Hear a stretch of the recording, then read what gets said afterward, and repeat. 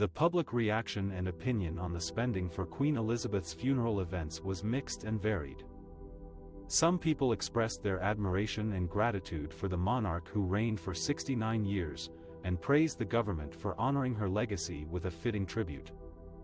Others criticized the lavish and costly ceremonies as a waste of money and a distraction from the country's pressing problems, such as inflation, poverty, and energy crisis.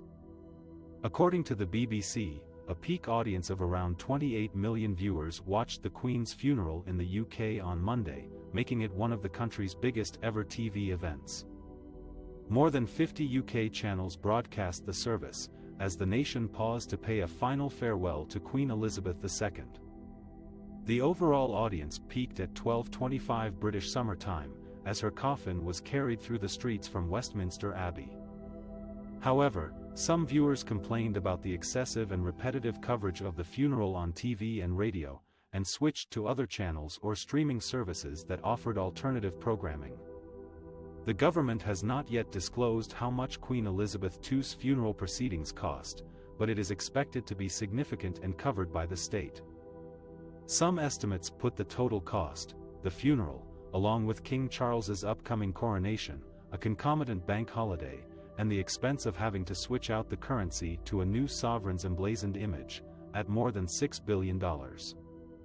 That level of expenditure makes for a jarring juxtaposition, with a raft of cost-of-living increases set to plunge more Britons into poverty than ever before.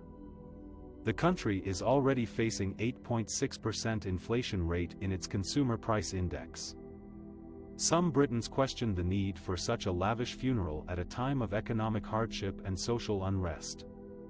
David Baddiel, a comedian, tweeted, "Is one allowed to ask who is paying for all this, or will one be arrested?" sparking an angry online debate. Others pointed out that the royal family contributes more to the economy than it costs, through tourism, trade, and charity.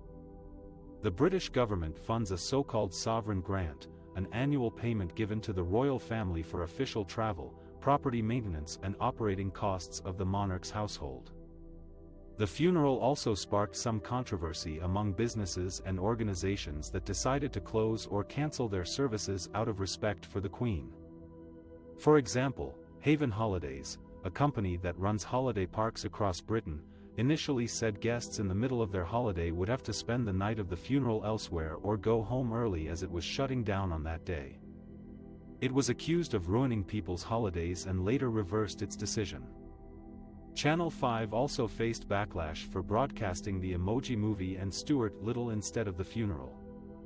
The public opinion on the spending for Queen Elizabeth's funeral events was not uniform or unanimous. It reflected the diverse and complex views that Britons have on their monarchy and its role in society. While some saw it as a solemn and dignified occasion to celebrate a remarkable life and service, others saw it as an extravagant and unnecessary display of privilege and power.